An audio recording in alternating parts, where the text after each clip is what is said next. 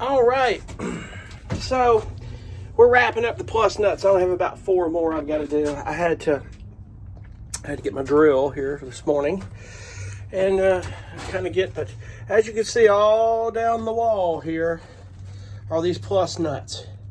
It's going to be as far as I know at this point, it's going to be a lifesaver.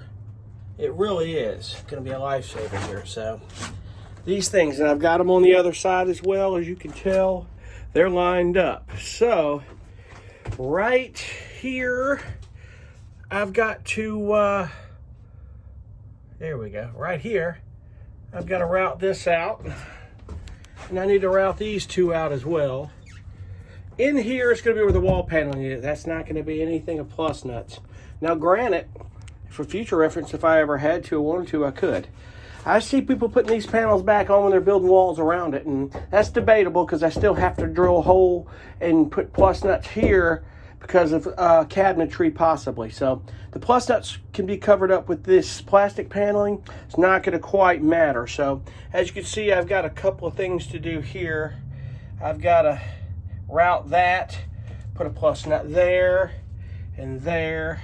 I've got some places are threaded for size bolts. Not exactly sure, like right here, you can put a bolt there.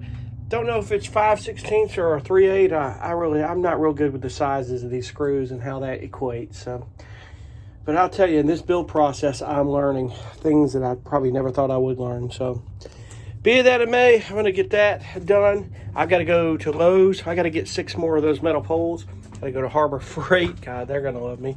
Got to get some drill bits, some wire crimps, some, I'll remember. I got so much stuff. I should have written it down when I was thinking about it.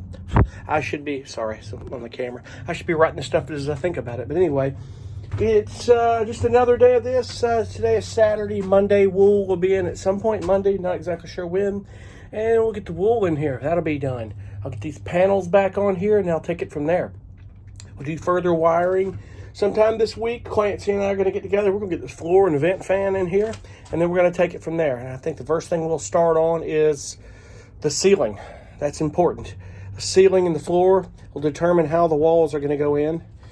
And like I say, some tricky spots. I'm going all 1/4 inch on this, except one sheet of 8-inch plywood that I've got to get from Home Depot for these tricky areas that need to be more flexible.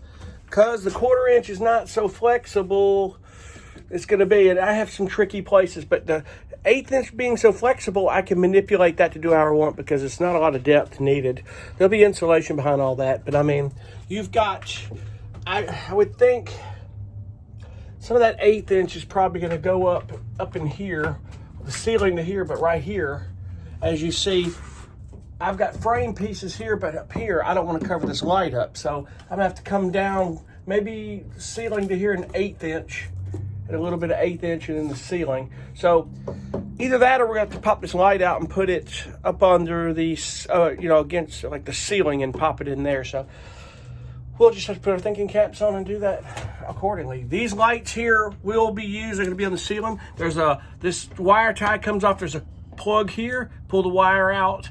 Take this screw here, and these clips can unscrew, and then we'll put them into the ceiling. These lights are tied into the vehicle, but I want to keep them in the van because there's a button I can hit to turn lighting on when I'm getting in the van if it's so dark. I mean, small of a space as it is, you still, the more options for lighting that you have is the better. It really is cool. I mean, the cool thing about this is, let's say my power system of lighting 12 volt went out or something, and which I don't think so, but it could. Excuse me.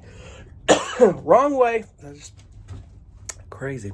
But anyway, I've got my vehicle. I can crank it and be running it and charging it, and these run kind of on a timer. They go out, but you just hit that button again, it kicks back on. So, and you have these. I want to keep this light, so when the ceiling comes at 1/4 inch, it's going to come above and come down. I'll have a furring strip here, and a furring strip here is going to come across because I don't have a frame piece here. I thought the front was going to be tricky, however, it's not. This is your frame piece. I'm just going to run that ceiling panel right here. We're going to screw them in here. I've got to take this off when I put in wool insulation, see what's up under here. I think people are putting wool.